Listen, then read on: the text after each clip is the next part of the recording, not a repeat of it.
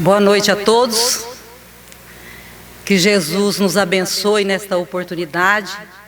Os nossos agradecimentos aos coordenadores da casa por essa oportunidade de trabalho, por essa oportunidade de aprendizado, de mais uma vez participar da seara do Divino Mestre.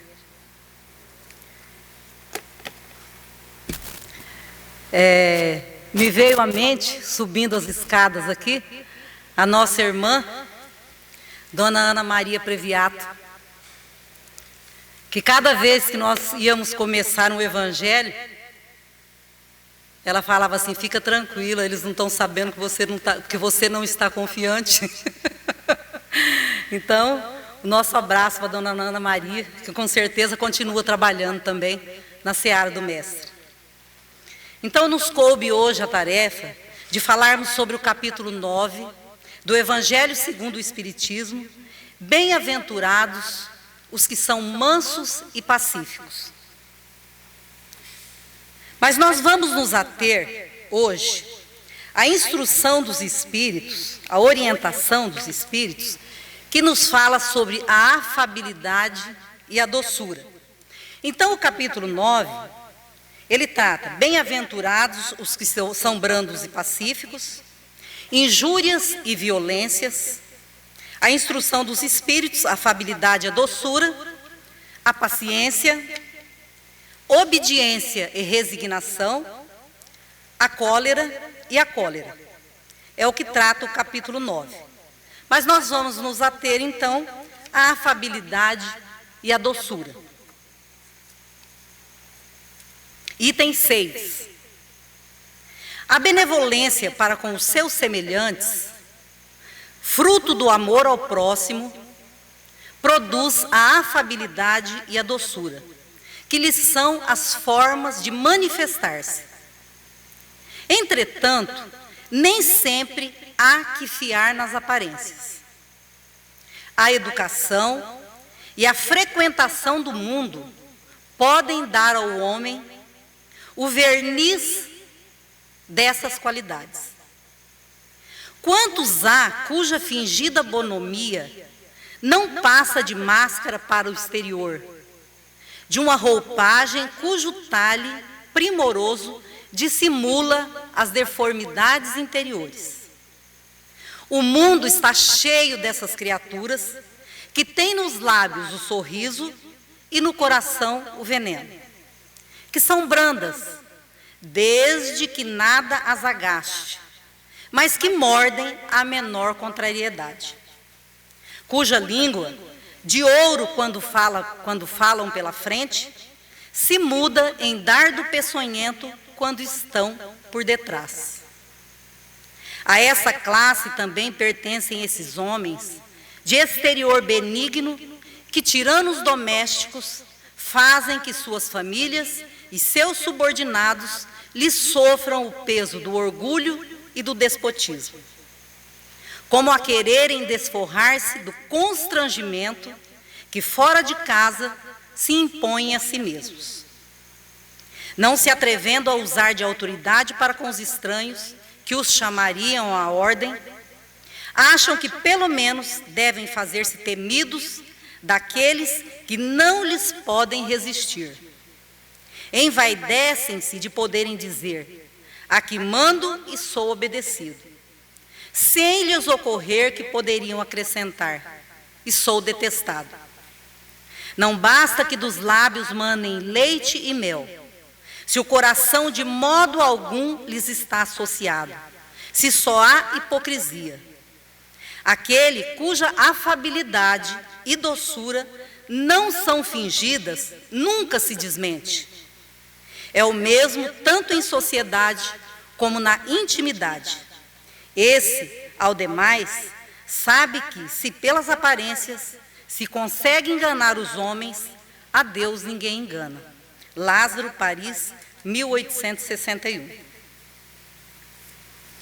Muito bem.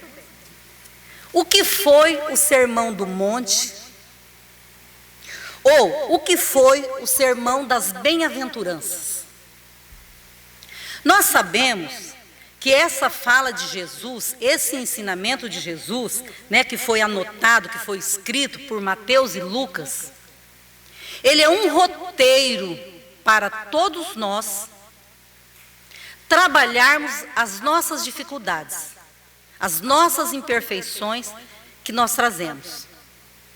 Tamanha é a completude, tamanho é o ensinamento no Sermão do Monte, que Mahatma Gandhi disse assim, ó: se perderem toda a literatura do mundo e sobrar só o Sermão das Bem-aventuranças, nada terá se perdido, devido à sua completude de ensinamentos. A quem Jesus falou? Nós sabemos que são ensinamentos. Mas ensinamentos que Jesus trouxe para quem? Aí nós estudamos, nós lemos e nós vimos. Jesus subiu ao monte e falou às multidões. Às multidões, no plural. Que multidão era essa? Para quem Jesus estava falando? Alguns estudiosos falam que ele falava para os discípulos. Nós temos um estudioso da doutrina espírita, Jorge Lahá, que ele fala que Jesus de fato, é palestrante espírita também, ele fala que Jesus falava de fato às multidões. Porque, de acordo com que ele ia proferindo o Sermão do Monte, ele mudava a entonação da sua fala, ele se virava para um grupo que estava aqui, outro que estava acolá. Ele podia mudar a tonalidade de voz, dando a ênfase necessária para aquilo que ele estava pronunciando e para quem serviria aquilo que ele estava sendo dito.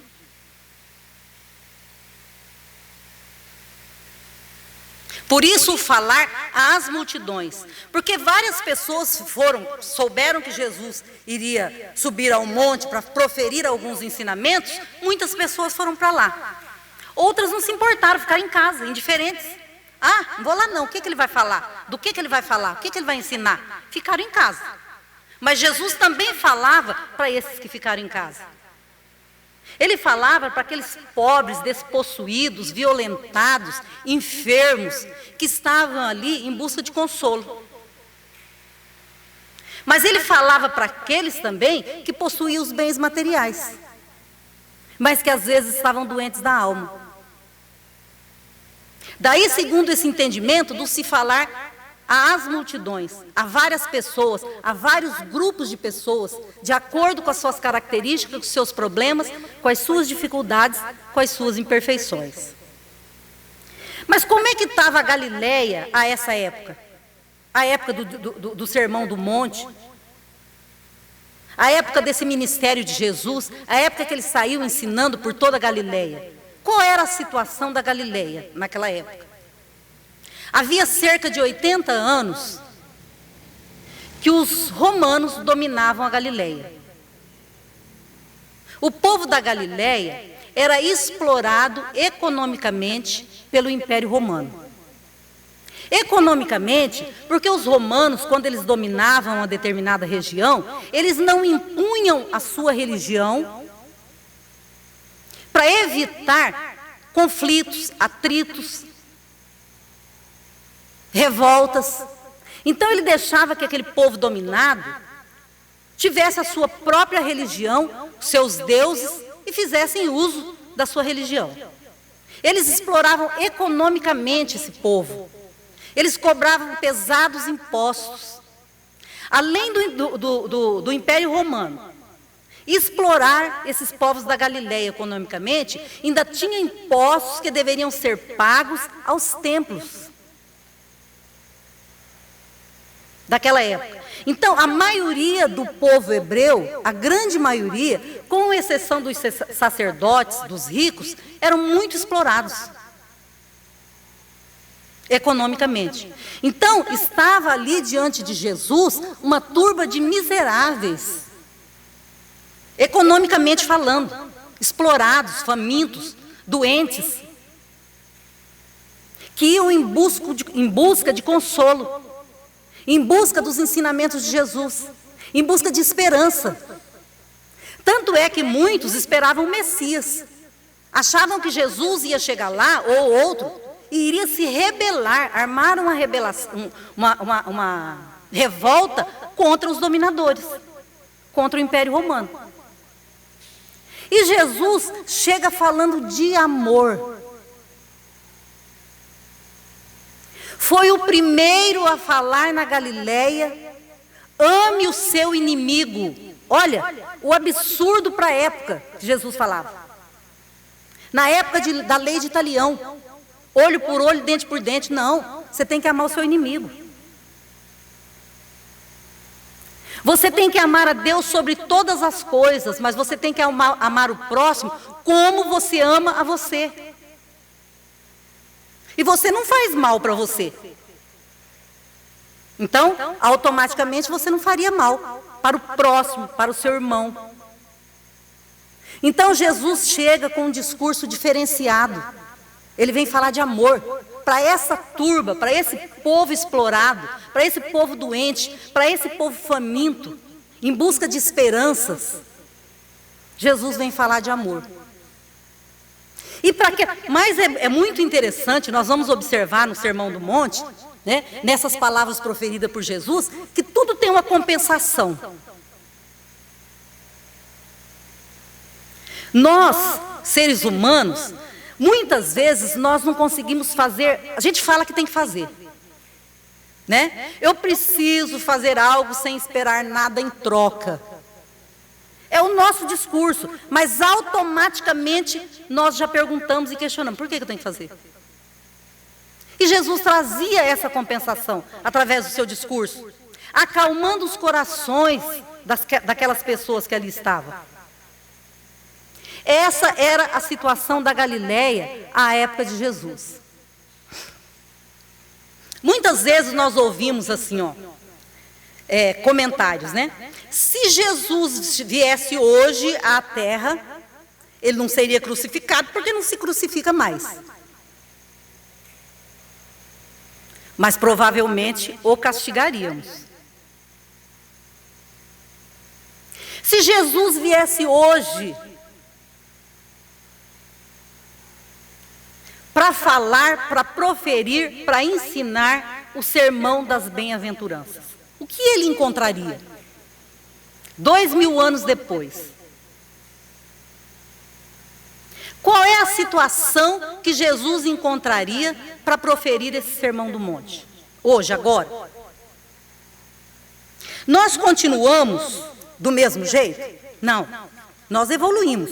Porque o progresso é inexorável, ele vai acontecer, queiramos ou não. Nós vamos evoluir e nós vamos progredir. Então, nós não somos os mesmos de 2000 anos atrás. Podemos afirmar categoricamente. Nós não somos os mesmos, nós evoluímos. Se há 2000 anos nós praticávamos o mal, embalados, vamos colocar assim, pela lei de Italião, do olho por olho, dente por dente, hoje a gente já reflete. A gente sabe quando faz o mal. A gente faz assim mesmo, né? Às vezes fazemos assim mesmo, mas nós estamos sabendo o que estamos fazendo. E aí a gente retoma, revê e fala: não, realmente, aqui eu não deveria ter feito, vou retomar, mas eu sei que eu fiz. A época de Jesus, não. Né? Se ele furou meu olho, eu furo dele. Se ele matou meu filho, eu mato dele. Era o que imperava na época. Então Jesus vem mudar todo esse quadro.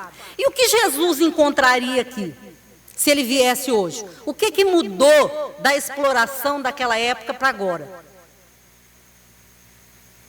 Hoje nós temos no Brasil cerca de 85% de pobres, de explorados, né? Vamos colocar que nós temos 5% de ricos. Eu acho que é um número até grande, alto, uma porcentagem grande.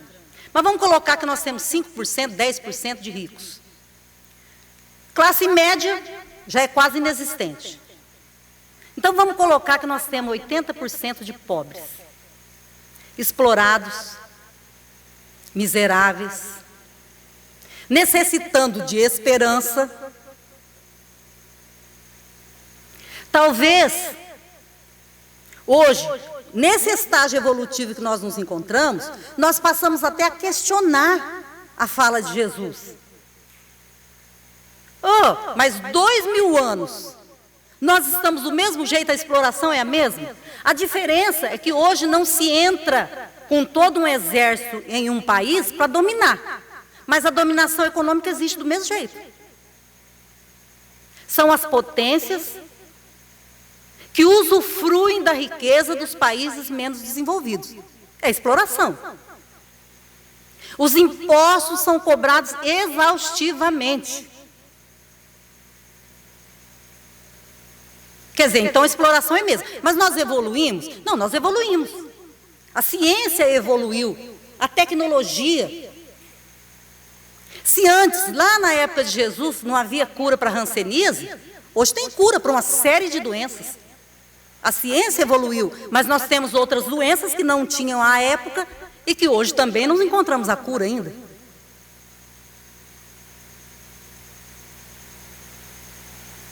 A tecnologia, na época de Jesus, se acontecesse alguma coisa numa determinada região da Galileia, quanto tempo depois eles iriam ficar sabendo deste acontecimento?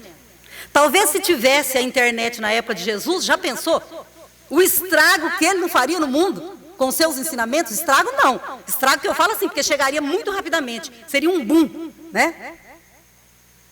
Não, eram cartas que eram escritas pelos apóstolos. Eram cartas que eram escritas para determinada região, outra que era para outra região. Quanto tempo se demorava para chegar um ensinamento de Jesus naquelas regiões tão distantes?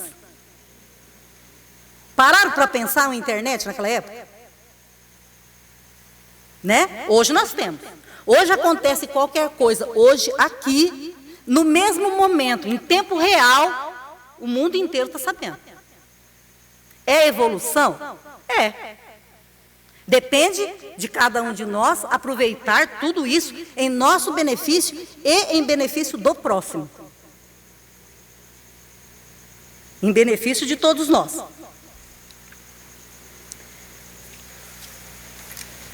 Então, nós sabemos que a lei do progresso, ela é inexorável, ela vai acontecer. A ciência evoluiu.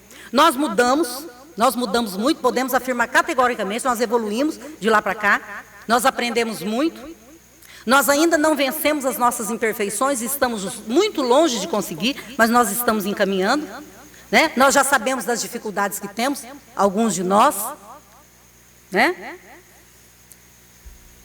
Mas, para a gente alcançar, atingir essa afabilidade, essa doçura, essa brandura, essa paciência que Jesus espera de cada um de nós, não é fácil. Não é fácil, não, é muito difícil. Porque mesmo tendo caminhado nesses 2000 anos, nós buscamos as compensações. Eu vou fazer isso por conta disso.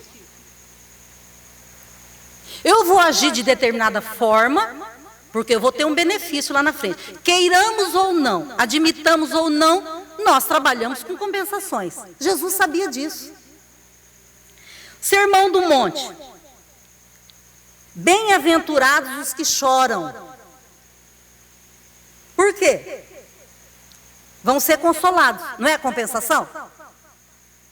Foi Jesus que disse. Essas palavras são deles, são dele.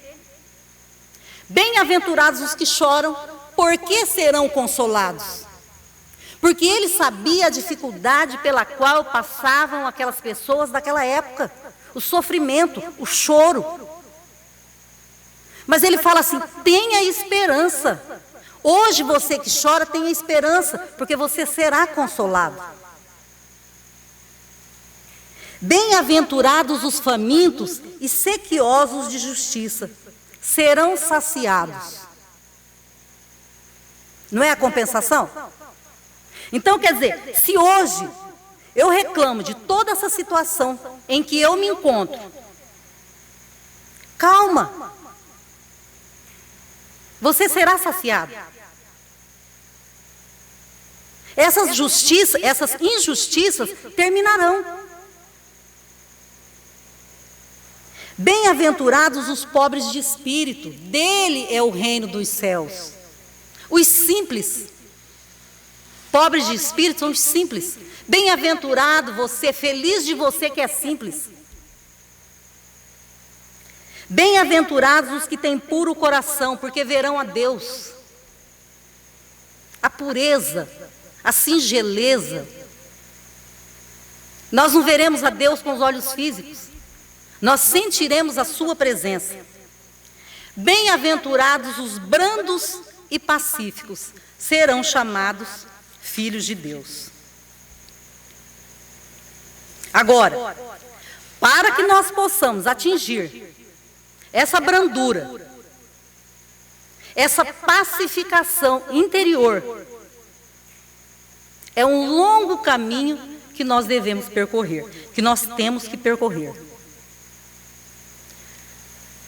Essa brandura que Jesus fala aqui, não é aquele verniz que nós lemos lá no Evangelho. Porque a nossa convivência em sociedade faz com que nós adquiramos um verniz que nós utilizamos na nossa convivência, uns com os outros. Então, às vezes, quem me vê falando baixo, eu ainda não aprendi, né? Não consigo, porque voz de professor. Mas aquele que a gente vê, às vezes, falando manso, baixo, macio, às vezes ele não é brando. É um verniz, é a educação, é a convivência que fez com que ele adquirisse essa postura. Então nós temos que nos ater, porque às vezes nós nos enganamos quanto a isso. E aí se torna muito mais difícil a mudança, se torna muito mais difícil a transformação. Porque nós já nos acreditamos brandos e não somos. É o verniz. Nós vamos perceber se nós já adquirimos essa brandura quando nós chegamos na fila do supermercado, 5 carrinhos lotados na sua frente, você morrendo de pressa, e a gente olha para a moça do caixa, que lerdeza, tá vendo? Às vezes trabalhou, já é o último turno, já está ali trabalhando há não sei quantas horas, exaustivas. E ao invés de nós pensarmos que bom que os nossos irmãos estão consumindo, que bom que eles estão conseguindo levar o alimento para sua casa, para seus filhos, para a tua família, intimamente nós pensamos, meu Deus, quanto tempo eu vou ter que ficar esperando? Nós vamos para a fila do banco e chega lá, nós fuzilamos às vezes todo o olhar. Eu falo baixo, eu sou mansa, mas eu às vezes fuzilo com o olhar aquele gerente do banco, aqueles não sei quantos que estão na minha frente, o idoso que chegou e que eu acho que ele não tem que furar a fila, ele aguenta perfeitamente esperar. Então são testes que nós fazemos para observarmos se realmente estamos atingindo essa brandura ou não. É no dia a dia, é diariamente, é toda hora. Porque se acreditarmos que somos brandos e pacíficos mesmo, e estamos só com esse verniz, com essa capa, nós dificultamos o nosso progresso, nós dificultamos a nossa evolução. E aí se torna cada vez mais difícil aquilo que já não é fácil. É possível, mas não é fácil. Porque são características, a brandura, a afabilidade, a doçura, são características de espíritos evoluídos.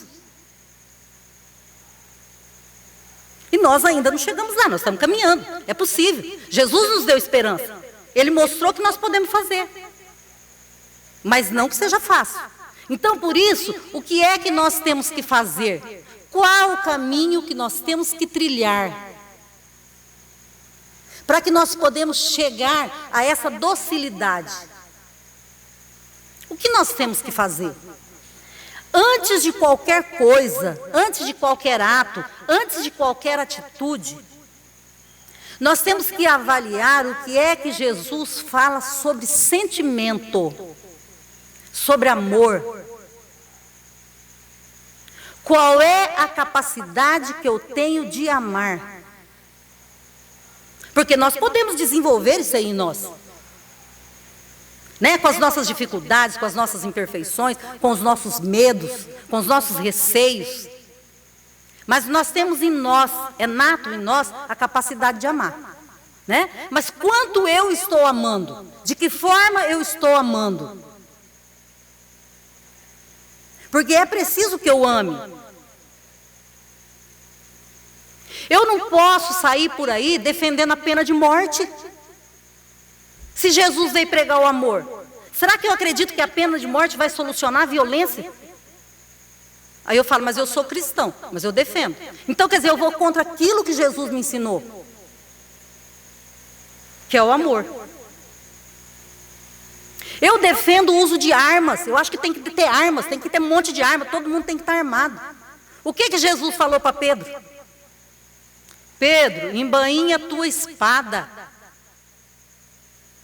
Porque aquele que ferir com uma espada vai ser ferido da mesma forma. São análises que nós temos que fazer para o outro. Não, para mim. Para nós mesmos. Se eu preciso, se eu necessito evoluir. Eu preciso evoluir e nós vamos ver a forma de nós conseguirmos isso daí. Então, antes de iniciarmos, a forma de percebermos o que nós vamos fazer para a gente atingir a afabilidade e a doçura, mesmo com as compensações, talvez a compensação seja uma muletinha que a gente vai levando, não tem problema. Lá na frente, eu deixo a muleta.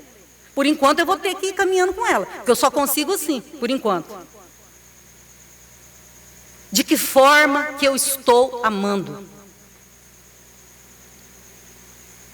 De que forma que eu estou amando aquele que passa na minha porta, que cruza por mim pela rua, que está ali na calçada, que pede às vezes um prato de comida, um dinheiro, sei lá, alguma coisa.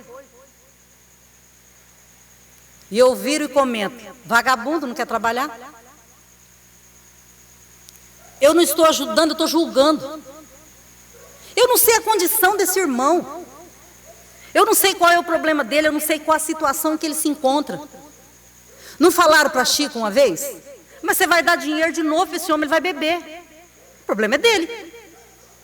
O meu papel é ajudar. O que ele vai fazer com o dinheiro, ele vai ver, ele vai decidir. Né? Então, muitas vezes, nós perdemos essas oportunidades. Perdemos a oportunidade de amar. Perdemos a oportunidade de auxiliar. Porque nós julgamos antes de procurar entender a situação em que aquele nosso amor, que aquele nosso irmão se encontra. Tá, mas então o que eu tenho que fazer para atingir essa doçura, essa afabilidade, essa brandura? E às vezes nós nos enganamos também com a brandura, viu? A gente pensa, nós pensamos muitas vezes, olha, está acontecendo alguma coisa ali, mas eu não vou me envolver porque eu sou brando. Mas tem um irmão seu que está sendo injustiçado. Ah, mas eu sou brando, não me envolvo com essas coisas. Isso é omissão, não é brandura. Muitas vezes nós temos que nos levantar diante da injustiça. Diante dos nossos irmãos que estão sendo injustiçados. Diante dos nossos irmãos que estão passando fome. Diante dos nossos irmãos que estão sendo explorados. E eu não estou sendo branda se eu me calo, não. Se eu me omito. Eu estou sendo omissa. Não basta não fazer o mal. É preciso fazer o bem. Ah, mas eu não vou me envolver, não. Às vezes a gente precisa se envolver. Porque nos envolvendo, nós estamos auxiliando, nós estamos amparando. Às vezes é uma oportunidade de trabalho que a espiritualidade nos traz e que nós passamos batido. Ah, mas eu não tenho nenhuma oportunidade de auxiliar. Ah, todas as vezes que você tem, você não faz. Você não ajuda, você não ampara, você não socorre, porque você quer continuar brando e pacífico. Essa afabilidade e doçura é nosso. É aqui no nosso coração, é no nosso interior. É nós olharmos os nossos irmãos com aquela mesma brandura que Jesus falava, com aquele mesmo amor que ele falava. É compreender o estágio evolutivo do outro. É fácil? Dificílimo. Não é fácil, não. Mas nós já sabemos o que é certo e o que é errado. Né? Às vezes a gente erra, mas está sabendo que está errando. Nós já sabemos o que nós temos que fazer, porque Jesus deixou tudo certinho. O que a doutrina espírita nos fala? Jesus é o nosso modelo e guia. Então, se nós pegarmos os seus ensinamentos, tudo que está ali é o guia que nós precisamos ter para caminharmos nessa senda evolutiva. Para aprendermos. Caindo aqui, levantando acolá, mas seguindo sempre.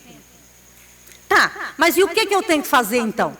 Primeira coisa que nós temos que fazer.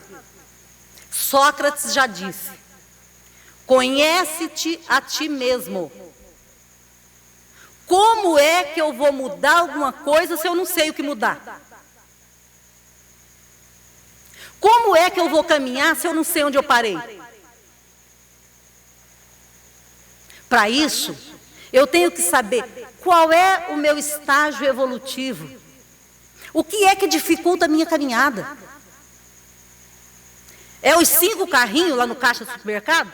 Então, a próxima vez que eu for, eu vou levar uma palavra cruzada, eu vou levar um livro, eu vou levar o evangelho, vou ficar fazendo prece até terminar os 5 carrinhos. E vou aprender a agradecer a Deus, porque aqueles irmãos que estão com o carrinho cheio lá, conseguiram comprar o alimento para a sua família. Bom, então eu já sei que eu tenho essa dificuldade lá no mercado. Qual a outra dificuldade que eu tenho? Eu só vou saber as minhas dificuldades se eu aprender a me conhecer. Eu preciso saber quem eu sou. Eu preciso saber quais as dificuldades que eu tenho, para que eu possa saber o que eu tenho que mudar. Porque senão nós caminhamos às cegas. É a mesma coisa, eu falo assim, bom, a partir de hoje eu vou estudar para concurso público. Pego aquele monte de livro, coloco lá na mesa e começo a estudar. Chega no dia da prova, mas eu tenho que fazer um concurso para quê? Eu vou fazer um concurso para o Banco do Brasil? Eu tenho que direcionar meu estudo. Eu vou fazer um concurso para a saúde? Eu tenho que direcionar meu estudo. É a mesma coisa na nossa vida. Só é possível a mudança, a transformação, se eu souber o que eu tenho que mudar em mim, o que eu tenho que transformar em mim. É o começo. Primeiro nós vamos amar, que é o ensinamento maior de Jesus. Não sei o que caiu. Todos os ensinamentos de Jesus se resumem na palavra amor. Todos. Todos os ensinamentos se resumem na palavra amar. Primeiro. Segundo, eu preciso me conhecer. E depois eu tenho que saber por que eu tenho que mudar. O Leon Denis, ele tem um livro, o título é O Porquê da Vida. Nesse livro, ele fala assim, que o que importa saber antes de tudo, o que somos, de onde viemos e para onde vamos.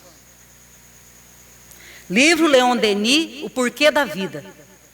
Importa saber antes de tudo o que somos, de onde viemos e para onde vamos. O que somos? Espíritos eternos, seculares, em constante aprendizado. De onde viemos? Eu já vivia antes de nascer e vou continuar vivendo depois da morte. Eu já vivia antes de nascer e vou continuar vivendo depois da morte. Leon Denis fala nesse livro. Para onde vamos? Aí é complexo. Porque somos nós que determinamos para onde vamos. casa do meu pai tem muitas moradas, disse Jesus. Para onde eu vou? Sou eu que determino para onde eu vou. Livre-arbítrio. É o livre-arbítrio que a doutrina fala. A semeadura é livre, a colheita é obrigatória. Você só vai colher aquilo que você semear. Você só vai para os mundos ditosos se você trabalhar no seu aperfeiçoamento. Se você trabalhar na sua evolução, no seu progresso moral, no seu progresso intelectual, que os dois precisam caminhar juntos. Então, o lugar para onde eu vou, sou eu que determino, através das minhas atitudes, através das minhas ações, através da minha mudança, através do meu aperfeiçoamento, através da minha evolução. E aí, nós vamos ver aqui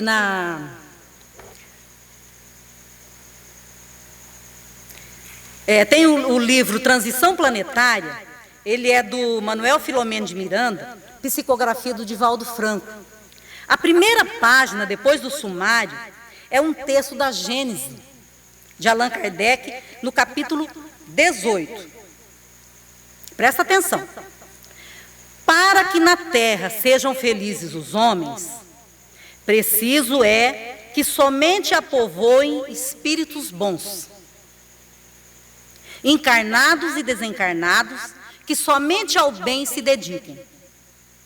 Havendo chegado o tempo, grande migração se verifica dos que a habitam. Estamos falando da terra.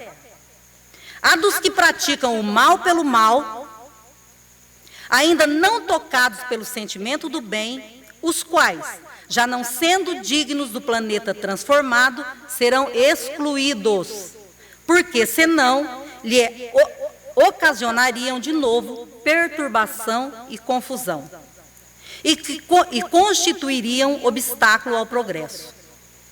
Substituí-los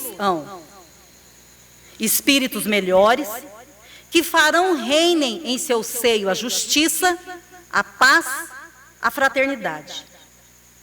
A época atual é de transição. Confundem-se os elementos das duas gerações. Colocados no ponto intermédio, assistimos a partida de uma e a chegada de outra, já se assinalando cada uma no mundo pelos caracteres que lhes são peculiares. Então, olha só, nós estamos numa transição planetária. A Terra, de planeta de provas e expiações, vai passar para a regeneração. Em que isso influencia a minha decisão de transformação? Em que isso influencia a minha decisão de me tornar brando, pacífico, afável, paciencioso, doce? Eu vou voltar para os planetas inferiores?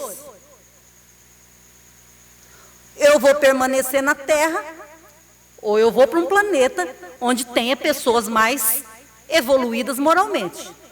Quem escolhe? Eu. Somos nós. Somos nós que escolhemos para onde vamos.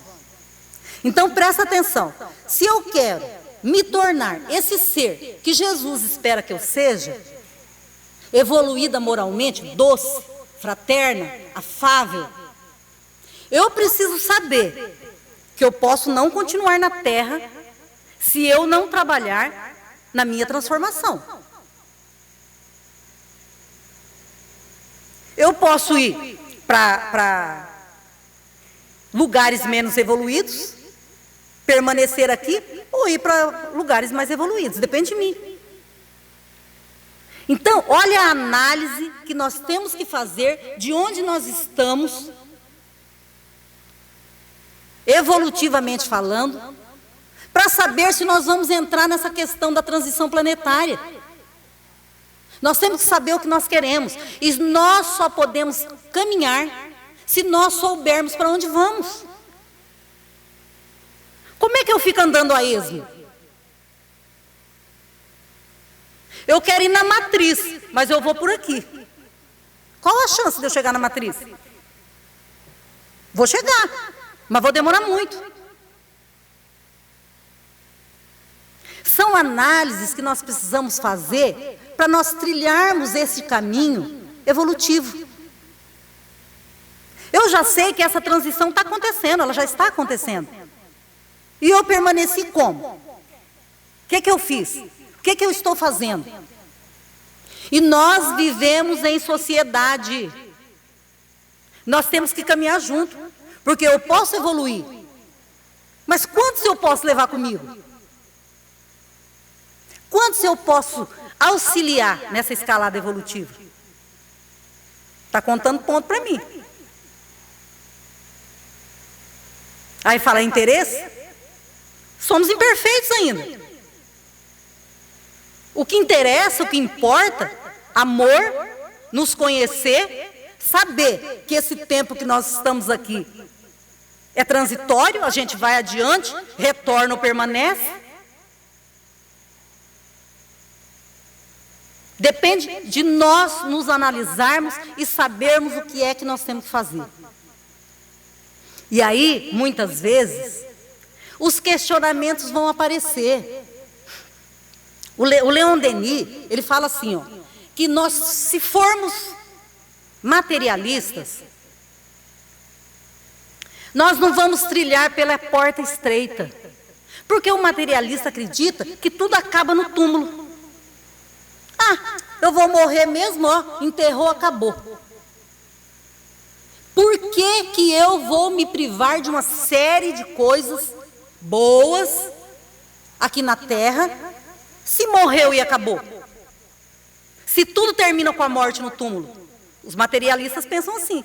Então não tem necessidade de eu me esforçar para evoluir, para crescer. Não, vai acabar tudo ali. Mas nós não somos materialistas. A doutrina que nós professamos defende a reencarnação. E a reencarnação explica tudo. Nos traz uma clareza tamanha sobre quem somos, por que estamos aqui, por que sofremos, por que reencarnamos, as oportunidades que temos, espíritos milenares que somos, traz tudo muito explicado. Porque a nossa fé, ela é uma fé raciocinada. Ela não é uma fé cega. Ah, então eu vou fazer tudo desse jeito porque não sei quem falou que é assim. Não, a gente questiona o tempo inteiro. E não está errado questionar. Ciência, religião e filosofia, a nossa doutrina. E a filosofia, é parte da filosofia o questionamento. Eu tenho que questionar. Por que eu vou perder, muitas vezes, uma série de coisas boas aqui na Terra para eu trilhar essa senda evolutiva? Boas, entre aspas, porque nós podemos ficar perfeitamente sem uma série de coisas. Por isso que eu tenho que ter muito claro para onde é que eu quero ir, o que é que eu quero fazer, qual o caminho que eu quero trilhar, para onde eu vou. Eu tenho que ter muito claro isso daí, porque senão eu me perco.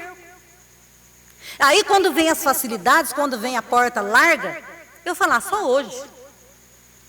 Só um pouquinho, amanhã eu mudo. Porque essa transformação não é assim, um dia eu estou, no outro não estou.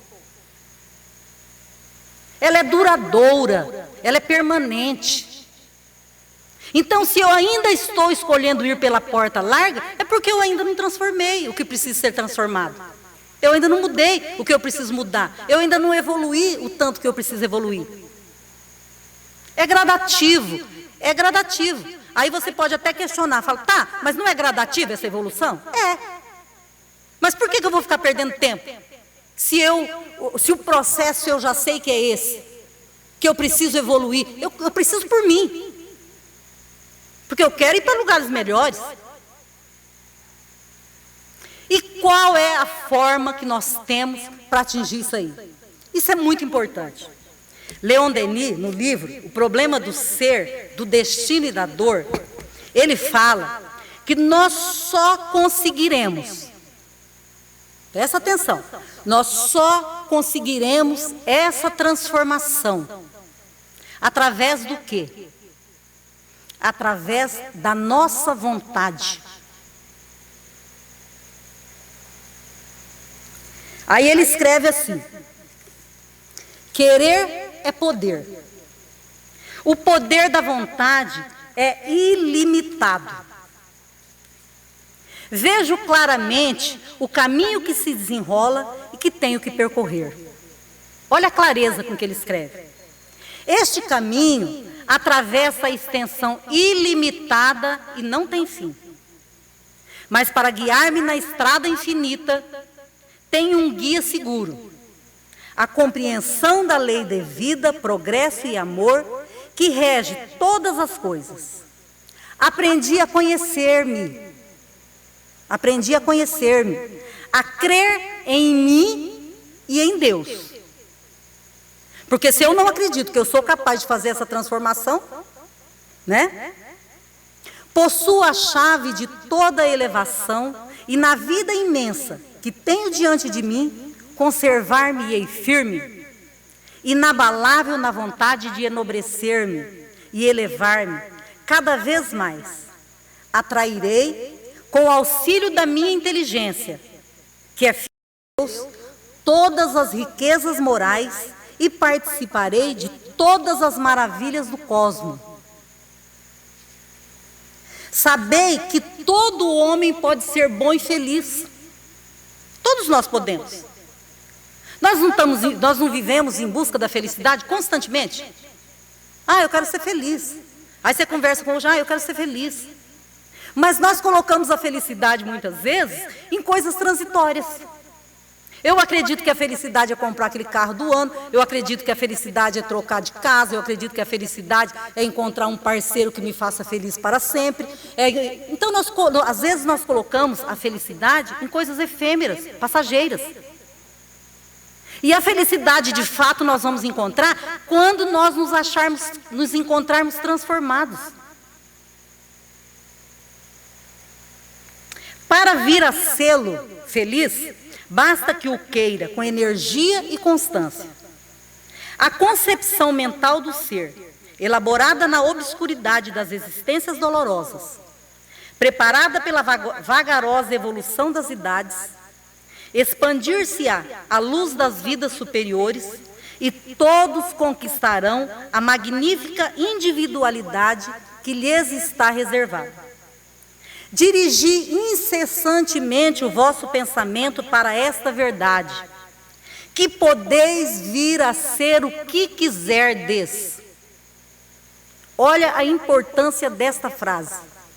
Dirigi incessantemente o vosso pensamento para esta verdade, que podeis vir a ser o que quiserdes. E sabei querer ser cada vez maiores e melhores. Tal é a noção do progresso eterno e o meio de realizá-lo. Tal é o segredo da força mental, da qual emanam todas as forças magnéticas e físicas. Quando tiverdes conquistado esse domínio sobre vós mesmos, não mais que tereis que temer os retardamentos, nem as quedas, nem as doenças, nem a morte. Tereis feito do vosso eu, inferior e frágil, uma alta e poderosa individualidade. O problema do ser, do destino e da dor, Leon Denis. Nós podemos observar constantemente as oportunidades que a espiritualidade nos dá de trilharmos esse caminho da evolução moral, intelectual, que tem que caminhar as duas juntas, no nosso dia a dia.